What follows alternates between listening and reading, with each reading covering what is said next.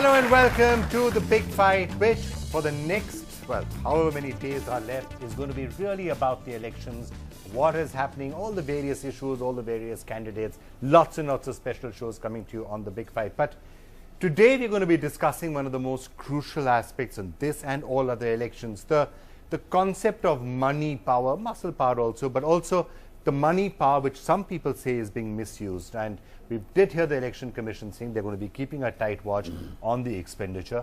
Has it always happened in the past? No.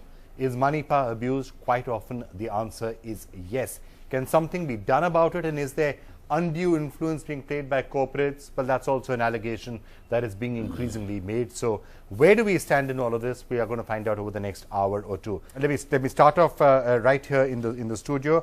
Satyanath Sarangi, it's great to have you with us. You've been activist and campaigning for Bhopal gas victims now for, what's it, decades now. And so almost 30 years. You know really a lot about what possible corporate influence can do and why we may need to be careful. YK Modi, it's a pleasure to have you with us, one of our best known industrialists. It's great to have you with us. Pinky Anand's with us, spokesperson of the BJP, senior lawyer, may also be able to tell us a little bit about the court cases and what the law actually says about all of this. Kamal Mitra Chenoy, professor of the School of International Studies at the JNU, has also been strongly supporting the Aam Aadmi Party. I did take a calculated risk by having you next to somebody from the BJP, given what's been happening in the last so many days. Okay. But moving on, it's actually great to have you with us as well, Professor Jagdeep Chokar, because you are a founder and trustee of the Association for Democratic Reforms, and some of the studies that you have done, I'm going to be quoting from them, and they really make very interesting reading indeed. From the Congress Party, Sanjay Jha joining us from Mumbai. Also joining us from Mumbai, Sunil Alag, who's an independent marking consultant, member FICCI, now seen to be very close to one political party. So Sunil, thanks a lot for joining us. And Prasenjit Bose joining us from Kolkata. Can I just start with you, please, Professor Chokar? Because I was struck by your last report, where you said that actually according to what people are declaring, there's a certain amount that a Lok Sabha candidate should be spending. You're allowed to spend 70 lakh rupees. There's a suspicion that they spend 10 times that amount, and especially after Gopinath Munde and others made comments saying it could be 7 crores, it could be 8 crores. People have been questioning that. Now, you did a study where you said that of the 437 MPs who submitted their election expenditure statements, they actually said the average one of them spends only something like 14 lakh rupees. If that's the case, I don't know why we're having a show, because there's no problem. Well, this is the number of MPs. In the 2009 election, we also analyzed the expenditure affidavits of 6,753 candidates. So I'm now moving from elected MPs to the candidates. Yeah. Out of 6,753, only 4 said that they spent about 90% of the limit.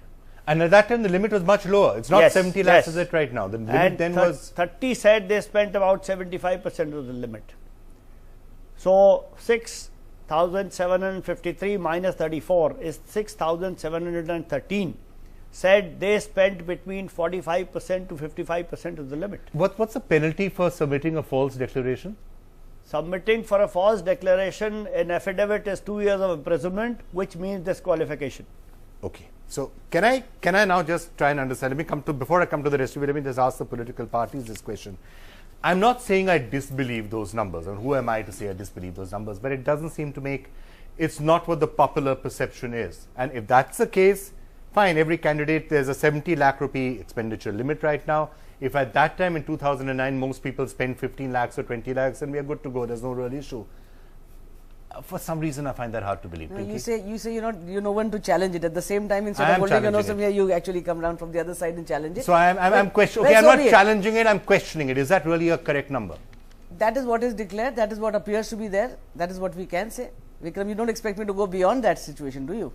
Okay, so that's the amount you're spending. And ultimately everything is declared. It is submitted to the Election Commission.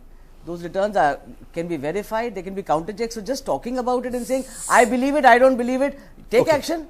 It's open to any citizen to take action. All right, fine. So let's believe it for a moment. So therefore, if that's what the candidates spend, 70 lakhs is fine, and the election commission shouldn't worry. And nor should we worry about misuse of money, power, or bribing people, or anything like that happening in this election, because 70 lakhs should be more than enough. You think 70 lakhs is a fair 70 limit? lakhs is a fairly large amount. Absolutely. In fact, the enhancement of the limits is a useful tactic to bring forth the actual situations on hand and to actually address the market values which are today.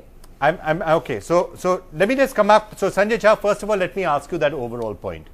Is a 70 lakh amount that every candidate is going to spend, does that sound like a fair amount?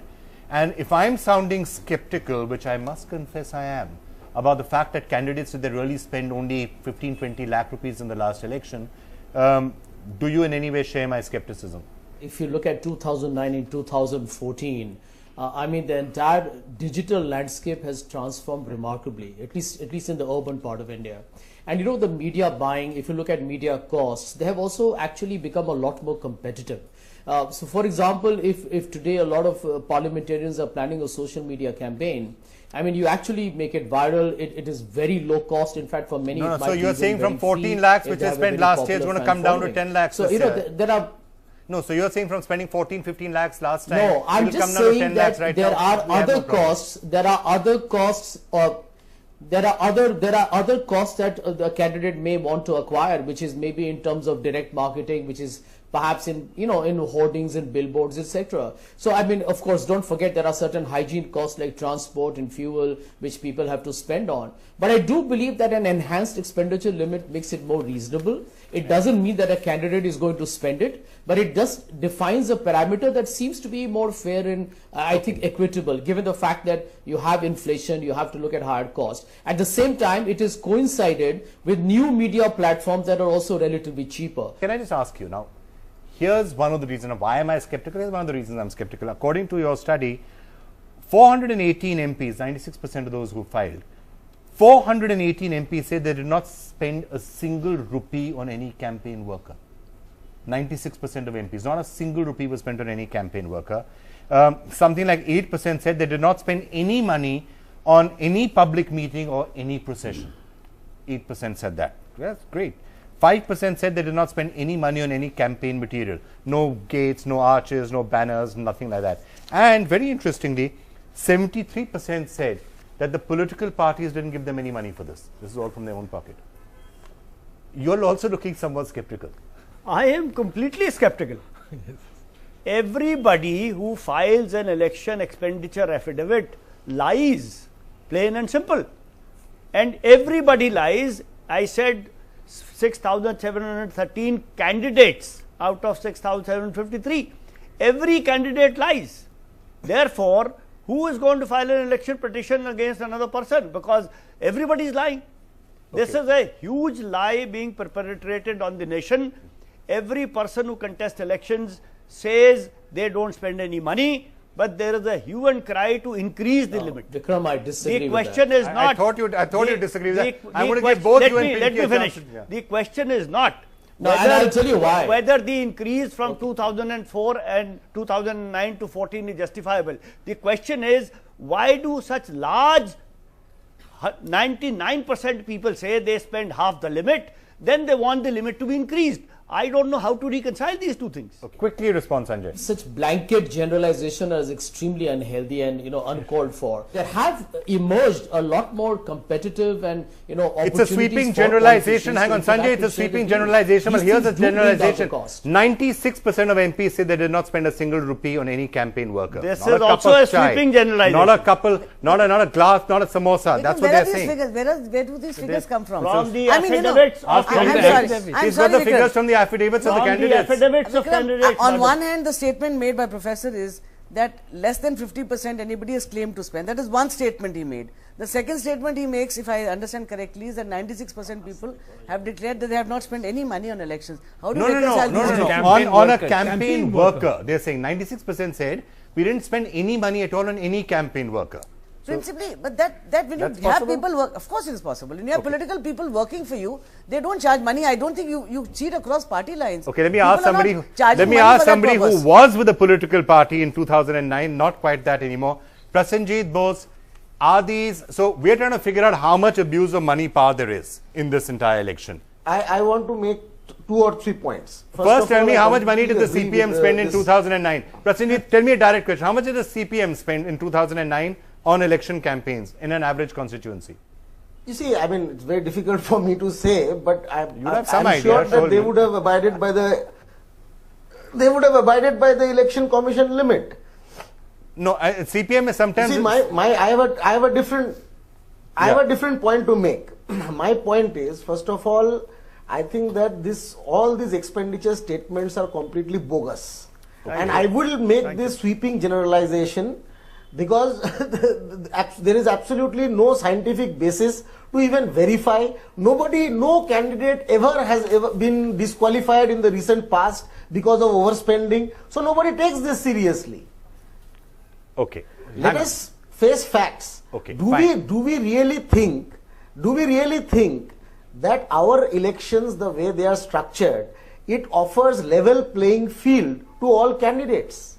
Well, if you are spending 15 lakhs, 20 lakhs, then it is a level playing field. I mean, that I think most candidates would be able to manage. You see, what is the reality of elections do you know? Cash is given to individual voters. Yes. I'm not disputing. And crores. The last time in 2009, so here's the issue. So here's the issue. 2009, the election commission in the press conference, they actually announced the amount of cash they actually counterfeited. Okay. Crores of rupees. All right, fine. So let me just, so we're still trying to figure out whether there's so look, if you're going by the official affidavits, there's no problem. If we are questioning the affidavits and we are saying, well, maybe they're not exactly correct, then there might be a problem. Kanwitra Chinnoy, the Aam Aadmi Party has spent a lot of time right now making some, actually they have been making some sweeping generalizations about how corporate influence and money bags are pretty much buying every election. Well, if candidates have a strict budget in which to operate, then they obviously need money. And I could believe some of these candidates who said they have not given any money to campaign people, where these are cadre-based parties and they have dedicated cadre. But in the case of other people, I think the funding is coming from outside. And the most likely funding are the corporates. But the corporates are not fools to broadcast this. But clearly, I have seen a lot of election campaigns, and every time more money is spent. So if they were strictly within the margins, then that could not be explained. So certainly the method by which we are calculating and the election commission is supervising needs drastic change. Otherwise this thing becomes a farce. Okay, Sunil Alagh, let me get you in on that point before I come to Mr. Modi and Sarangi. The basic issue, now you know enough people in industry, and I'm going to ask Mr. Modi the same question as well. At the end of the day, most industrialists, would they be telling you that yes, we do have to pay, and we have to pay a large amount of money to various corporate houses? Some of it now is increasingly official, and for once I am going to wave documents and saying that look, here are some of the declared statements that have come from various companies saying yes, we paid this to this party or that party. But then under the table and others, is there a lot of requirement for cash? And if there is a large requirement of cash that is coming in from corporates, it would also go to show that the affidavits may not strictly be correct. You know, as far as I'm concerned, let us try and understand what kind of a nation are we. Only less than 3% even pay taxes. It's impossible for us to believe that the average Indian, we have only 2.8% of the nation which pays taxes. So let's not try and kid ourselves into and thinking only 43,000 people. Only 43,000 people apparently get an income of more than 1 crore. You'd probably find those people in southern Delhi alone. Yeah. Look, corporates, as far as we are concerned, the word lobbying has been made into a very bad word in India. Everywhere in the world, the corporates lobby. They have a right to lobby for their own interest, but they are transparent about it. What we need to bring about is a certain transparency in lobbying. So you're saying it should be made very clear-cut, very simple. You should say, like Sunil Alagh says fairly transparently, I support Narendra Modi. Every corporate should come out and say, I am supporting this political party and I'm contributing money directly to them. Then take the chance that if the other party comes, they're going to get whacked.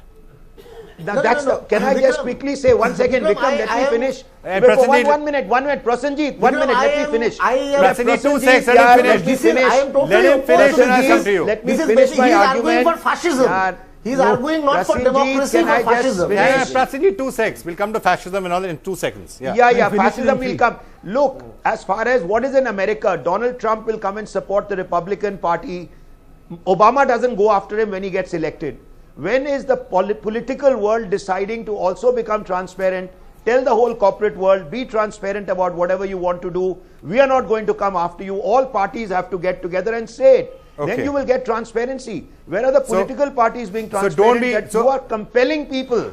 Okay. You have to get transparent in every respect. Now let me allow Prasenji whether you're to a jump in. politician, whether you're in the corporate world, be transparent. First of all, India is not America. Does Mr. Alak know what is the poverty line in US? Transparency It is is worldwide. $15 Yeah, a day. whether it's But India or Prasenji, America. what's wrong with transparency, whether you're India or America? What kind of Be transparent, No, yeah. no, he, India is not America, that I know. But can we all be transparent? Please hear me The out. world wants to be Please hear transparent. me out.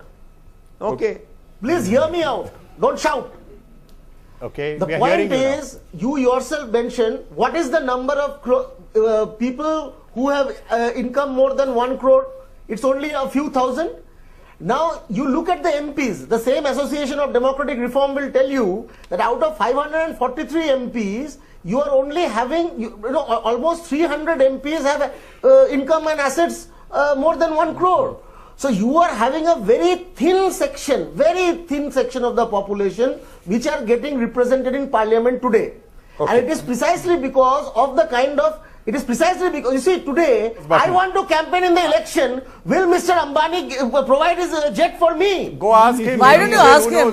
Why don't you go and ask him? Will the election commission give a jet for me? But you're not I want to Prasenji, go and do a Prasenji, campaign. you're not Ask him and necessarily let him likely to be tell the you next no. Prime Minister of the country, no? Yeah, That's why the don't point. you ask him and he'll tell you no. So you can ask. The point is, but my point is that is where the level playing field argument comes in. Okay, fine. Mr. Modi will But only life is finance not a level those who will serve Mr. Modi. Fine, Mr. fair enough. Ambani will finance those who will serve Fair Mr. enough. Ambani's Fair interests. enough. Fair enough. Life is not a level playing field. The CPM may give you a Politics ticket. is It's not not a likely to level give me a playing ticket. Life is cruel. Okay, now let me come to you, Mr. Modi. This is the other Mr. Modi. Yeah. If you look at the perception, what's really happening is that a little bit of electoral funding is above the ground and transparent and being declared to everybody. A vast river of money apparently seems to be flowing underneath the surface. And that is where a lot of corruption comes from. That's where a lot of illegitimate lobbying, which is influences and others may be coming from. And it would be good to clean up the system. So perhaps you could first shed light on us as to what the reality of the situation is. No, first what I would like to say is, the gentleman who was speaking from Calcutta, I think. Prasenji, yes. Yeah. It seems that the business has become a bad word in India again. They don't realize the business provides goods, provides services, creates jobs. So what we should be against is nexus between some politicians and some businnesmen. So you should and be why does against it come? crony capitalism but not against capitalism Obviously. itself. That's your point. Otherwise, who will create jobs? Fine, fair enough. But who's everybody is actually these beating. days- No, everybody. The these days who is gentleman saying just that made some names. Oh, you are giving planes, this, that, as if planes are being flown for the first time, or helicopters for the first time are being flown. Yeah, but They must have been paid by the party. I am assuming. So there are two separate questions. One is that No, is all of this let being me transparently complete. declared? Vikram. No, there is no separate question. It is the same question. No, I know. Can I speak? The point is, you just mentioned about the money being spent by the candidates, but money being spent by the party, which is the bulk of the money, you have not even touched. Okay. So the major issue is political funding of the parties. Parties run round the year, 5 years. They don't run only at. But can I just ask a legal position? First of all, let me explain. The limit is not set by the Election Commission. Election Commission is consulted by the government before setting the limit. The limit is set by the government on a recommendation by the Election Commission. Therefore, the limit is a political decision in the final analysis. Now, if the expenditure of political parties is not included in the expenditure declared by the candidate, right, the law-making bodies like the parliament have to answer for, which consists of all political parties. Yes. Let me clarify. These decisions are made by the parliament pretty much unanimously by all political parties put together. If you look at the political parties' income tax returns, and their statement of donations that they give to the Election Commission, only 20 to 25% of the total income is from known sources, which include corporates. 75 to 80% of the income are from sources which are not known. So the financing of Mr. Modi, Mr. Y.K. Modi is very correct. It is the funding of political parties which is the key, and 75 to 80% is totally opaque. No, but it's not No, a question of opaque. I'll give you Can I suggestions. just, Mr. Modi, One second. I'll just, no, I'll give you suggestions the on situation is, Let us just answer. I'll get Sanjay to respond to this. the second simple aspect question to this. is that all donations received by parties are declared to the Election Commission. But Only above just allow me to 20,000. complete. Only above 20,000. That is the law. So if there are transactions under 20,000, their source is not disclosed. That is the only thing. If movement has to be made in that direction, 20,000 is not a very large amount, Vikram. In today's world, we are talking about contributions over 20,000 being declared, the sources being declared. Under 20,000 is the individual donations coming from wherever or whichever sources. The sources are not but disclosed. can That's so much hullabaloo has been made by ADR on this factor that 75% is not disclosed. When the law prescribes you 20,000 and below should not be disclosed, it but is not. there is a The question is undisclosed. Hang on. I think she's got a valid point. I want to respond to that point. Yeah. Who has made this law? There are parties who say that we earned 800 crores, but there was not a single donation more than 20,000 rupees. Samajwadi Party. Is this believable? So the regulation of 20,000 rupees is completely inappropriate in today's day and age. Okay. Can I just explain 75 so to 80%? Can I just get your viewpoint then, Mr. No, Modi? I As a have two result, suggestions. would corporates also be happier Yeah. if it was slightly more transparent? No, whole process? I'll give you two suggestions where this system can be corrected. First is what Sunil mentioned about the transparency, especially in natural resources allotment. I cannot understand why government feels shy, whether it is allotment of land, allotment of mine, or whatever. Let it be auctioned, let it be clean. The But then point where does you somebody made. make money from? But that is not my business. So don't blame the business. I'm giving you the answers to No, why I'm it's not only done. saying that Wow, they find a hypocritical. punch bag in the business, as if business wants non-transparency. We want Vikram, transparency. Vikram, Let can it be I transparent. say something here? Just 2 secs. Just And to let second Mr. Modi is, finish what he's second saying. is, it is not only at the time of election parties need money. Parties need money to run for 5 years. Okay. So you must, according to me, have state funding of election. We are spending 5 crores every year on every MP. And we are supposed to spend 70 lakhs in 5 years. So what's the big deal? That government cannot fund the election, and also there should be much more transparency No, in why political can't it? funding. Okay. Can I just ask you now, the way the system is working, right? We've heard now various contours of it. Individuals are saying we can only spend this much. The party is spending the money. We're not quite sure where the party is getting the money. The way the system works, do you think it is leading to unfair and undue influence on some parts? And is it one of the root causes from where all the corruption comes from? Exactly, because you see, first of all, let us understand that even if this is made transparent, I know that the corporations are opposing that our name should not be declared as to who is giving how much money. But even if it does, we know that routine funding by corporations of political parties goes on anyway. So what we are talking about is whether we should make this legitimate. Now, if you see the records from 2004, the party that has got the most money from corporations and business houses is BJP, and the Congress is not very far, just maybe 20 crores less. So these parties, why is it that when you have a situation in which an overwhelming majority But by the way, it's not surprising that those parties would get the most amount of the donation because they're the largest parties. Who They else have the is maximum the, I number mean, of But in terms this- of donations? I mean, a party like No, but that is if the not BJP and the Congress, One between sec. them get about 270, 280 seats, so they're the ones who should more actually in the last few Because couple of just let elections. me complete. I'm saying, please remember that these are organizations which is sole objective of making profit. So these organizations won't give a huge chunk of money if they are not getting anything in return, because their lifeblood is money, is profit. So can I just put that to Sunil I before I find come to this Pinky? amazing. I mean, this kind of argument that Sarangi is saying that, corporate funding is only meant for commercialization. Is he possibly saying there should be no corporate Look funding? at Ambani Just a and minute, gas prices. Question is not, that's There a separate should not be aspect. corporate Where funding. there's an issue, we deal with that. No, But when you why- talk about why- corporate No, I funding, think he's I saying fail it to should be Just allow understand. me to have transparent. just You a can't say Wait, no wait, to wait, corporate wait. funding, Everyone's but it screaming must at be the- transparent. Everyone's giving the name. Sunil Alagh, at the end of the day, the point that is being made by Mr. Sarangi is that if there is corporate donations of any type, and it comes out, it's because there's the expectation of a quid pro quo. Now, if that's the case, by the way, I have to say, it happens in other countries also, even in the United States or others, when there's corporate funding coming in, it may well be with the expectation of a quid pro quo. Is there an expectation of a quid pro quo? But corporates are not NGOs. I mean, is politics relying on NGOs? That you're saying there's going to be no quid pro quo? Why do you fund? If it is transparent, everybody knows why are you funding. Let me try and explain to you the number of corporates who are now moving out of India and going and investing abroad is because of lack of transparency. If they really wanted to lobby and start paying politicians and bribing, they would have continued to live in India. In the last 2 years, everybody is moving out. The bulk of corporate world wants transparency. Just because 1 or 2 people are not doing it, please don't paint the entire corporate world with what you are saying.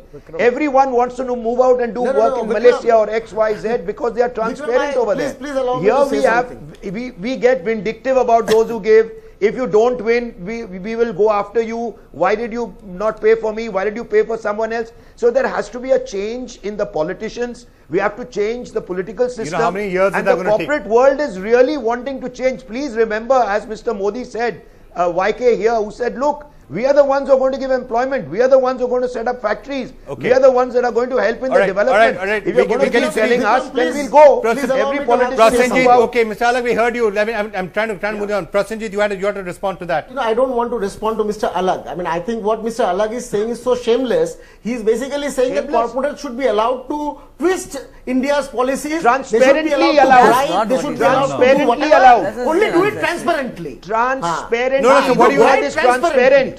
So I don't want to engage with this kind of cynical and ridiculous views, basically. Please, I want to say something. Where is the funding which are equally ridiculous? What is the context? I'm not going to accept you making these silly statements. What is the context? What am I saying? Be transparent. If you are transparent, everybody knows why you're doing it. You can criticize me then. It's only when I'm not transparent and you don't allow me to be that we have a problem. So don't get into all this. Just CPM is the only honest party in India, is it? Everybody else is a crook. Well done. We are having... Wake up also to the reality of the world. Let me get here, Prasenjit. I'll come back here. Elections in the... Yeah, Prasenjit, quickly. We are having these elections... Yes, we are having these elections in the backdrop of a huge anti-corruption movement that we have had in our country. We have seen huge corruption scandals, all of them involving big corporations. I don't want to name them, but you know, all sectors of our country today, from coal to spectrum to telecom to you know what not, every sector of this country and every big corporation has been involved in this massive loot of resources. I would like today you are saying make this transparent. What do you mean? Okay, fine. We've heard you. There should be state funding of elections. We heard you. We've got that point. Can I just ask you? No corporate funding. Why should corporate funding? Okay, we've heard you, Prasenjit. They've got your point. Sir, can I just ask you one question now? Even the Aam Aadmi Party, which has been talking a lot about, you know, how to... It's not that the Aam Aadmi Party or Mr. Kejriwal's NGO are averse to corporate funding, because there's a list of people right out here who've given money for donated in their personal capacity or from their corporate capacity. So it's not that you're completely averse to it. I mean, we're against crony capitalism. We don't want... So how do you know that if somebody who, any one of these people, I don't want to read out their names, that if any of these people has given a donation or given money to the Aam Aadmi Party, how are you so sure that they're not doing it with the expectation that you'll help them? Say X has natural gas or Y has a coal block. Okay, one of the guys who's given you 3 lakh rupees has got a... One of the guys who's given you 3 lakh rupees has got, and again, I'm not going to give the name away, he's got, let's say, a auto company or a tractor company. Fine, but now, he's got an interest. But you've accepted the money, so therefore you don't think... It's not only the money. It is the fact that if some people get a lot of corporate funding and others don't, then you don't have a level playing field. No, there should be some kind of control on. You want that everybody should get 10 rupees each. It should be distributed like no, there has to be some distributed across. No, I'm saying the moment I say you take corporate money, it means I say up the level. But the level should not be up so much that in a country with disparities of wealth, someone is unequal. Okay. So the level playing field argument. Let me get there are a couple of things to note here. The discussion of corporate funding for political parties and elections and the undue influence that perhaps exercises has been around for a long time. The problem that I have personally faced in these discussions is corporates say political parties do not want to accept check. Political parties say corporates do not want to give checks. They both blame each other. The question is the lack of transparency or the desire for lack of transparency is certainly there on the part of political parties in my judgment, which may be questioned, of course. Okay. Now, the lack of transparency or the lack of intention to be transparent to a certain extent is also there in some corporates. Yes. But transparency is the answer. To respond to Prasenjit or absolutely Kamal's points, there could be a system that if a political party gets a total of 100 crores, no one corporate will give them more than 5 crores. So that undue influence, you cannot bankroll the total party. Okay, so no party should be bankrolled. Now, okay, this is all, but this is, hang on, this is slightly easier to say for a big party like. Okay, no, the precondition is that political parties financing. Just a minute. They will suffer. The precondition is that the financing of all political parties should be transparent. Yeah, 80% unknown sources is not acceptable. The solution you are making might be easier for a BJP or a Congress who have a large number of people wanting to bank. Let them share their. Smaller parties sometimes they have only one or two people. There is a catch. Let them share their. I don't know where this democracy is going to some, as I said, some kind of basis of communism. Is it that you're going to determine how much amount should come to each political party? Let me get which corporate is going to go to which political party? The direction is going to be. So I agree. You may not require the amount. It should be transparent. Sanjay Jha, let me just get you in on this point. With the Congress economy, what do you want to have? Sanjay, the fact is that yes, the BJP and the Congress party get more than the lion's share of corporate funding, and perhaps that's because the two of you are the largest parties. So to that extent, it's fair. But why should there be any aversion from any political party to making the entire process far more transparent? And also assuring corporates that we will not victimize you if you've given money to one of our rivals. Businesses in India need to grow on being competitive, not by being connected. And you know, as somebody rightly mentioned before, that what astonished a lot of us actually was the fact that the big business themselves said that, you know, they were not happy with disclosure norms. There you go. Were funding there you go. Yeah. And we can understand why. Believe that just because you fund X or Y, that you know there will be some vindictive response, I think is a little far-stretched. But there is a larger issue that I think we need to look at today, which is that, you know, the companies that actually have become very controversial and have been dominating headlines do come from areas where, you know, they are alleged to have benefited willy-nilly from successive governments which are related to natural resources, which is whether spectrum or coal, or as we talk about gas at the moment. Now, these are issues that as a country we need to debate at a more, I would say, at a more intellectual level, at a more realistic level. Okay, so we won't do it right now. Because the truth is that all political parties today want to be transparent. We are keen, everyone is keen to make the highest level of disclosures. Okay, are they keen? Now, Mr. Modi, let me ask you. Mr. Modi, let me ask you this question. If corporates are reluctant to have full transparency in what they are doing, they're not reluctant. They are not. But I'll give you two reasons why they might be reluctant. But some corporates might be reluctant. I don't think we should make a sweeping generalization. I'm only telling you because you initially made a point which was the answer to the question. Yeah. That let there be transparency in government functioning. Nobody is afraid then. Okay, so why are they afraid? Some of them are afraid. I'll tell you why they are afraid. Government has discretion. I'll give you two reasons why the corporates could be afraid. Yeah. One reason why they could be afraid of having full transparency of the money they're giving is because the money come from, you know, if it's a sack of cash that is coming, how do you make it transparent? Because it's a sack of cash at the end of the, or trunks of cash or whatever it is that they're using. Whatever it is that they're using these days, I don't want to get, I mean, let's not go into the sordid details. They're using credit cards. Well, okay, credit card. But credit card is actually slightly more transparent. So, okay, trunks or busloads of cash, whatever it is. So, one is that it's cash, so they can't disclose it because it's unaccounted for. That's one possibility. Second possibility is that they say, look, if I'm giving this money to the Congress party and the BJP comes, they will come after me. And if I'm giving it to the BJP and the Congress party comes, they'll come after me. I can give it to both, but then if a third person comes, they'll come after me. Your question corporates go both ways. 1 second. Normally corporates can I answer? Yeah, sometimes they put their feet on all boats. Please, yes. Can I answer? The point is, we are focused only on the names which are floating in the press for natural resources companies. No, I think this applies to everyone. No, it does not apply. 80% of the businesses have no correlation with the government. If you make soap, yes, if you make soap, if you make oil, if you are an infrastructure company, only infrastructure company, only natural resource company, natural resources. Mr. Modi, you have FICCI, you could be any company. You have the every second company right now is stuck in a tax case or the other. I am only saying, sir, please. The answer is, why should I be afraid if government is transparent? Whichever government comes, let it come. I am not bothered. The point is, it has become a fashion that all business is bad. Now, if money is coming from abroad, nobody is bothered. If there is a foreign company investing, nobody is bothered. It's the only Indian business who is bothered, as if they are not, they are contributing for some charitable purpose. But okay, actually, the foreign company should also be okay. Now, can I? No. What I wanted to say was that it is on record. The CII has actually told the government that it does not want names to be disclosed, political contributions. So it is the corporations that are saying we don't want transparency. First, that is on record, yeah? The CII has informed. No, but FICCI has said very clearly there should be transparency. Let me be very clear. I mentioned Confederation of Indian Industries. But that does not represent whole of India. It's one of the... Let's not get derailed into a CII versus FICCI. No, what I am saying is by CII he can't paint the whole industry, whole business, small and medium industries. So, okay, Sunil, the point here is that it is industry which doesn't want the transparency either.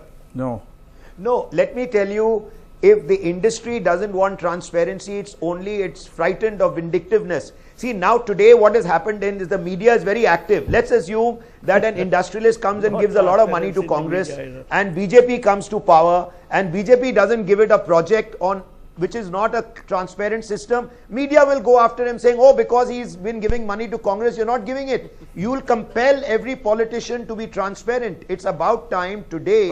Is the opportunity now for everyone, both the political and everyone, to get transparent. Then you know how to clean. Life will be okay. As Mr. Modi is saying, have an option. So, Sunil, you have a simple way of cleaning it up now. If there's a perception right now that Mr. Modi is coming, not just Mr. Modi, the other Mr. Modi is coming to power. So, therefore, then all you have to do is to get him to make a statement saying, don't worry, I won't be vindictive no matter whom you give the money to. Why does it not only make a statement? I think media will have a role to play. If anyone does it, Prasenjit, you'll have a word to say in 2 seconds.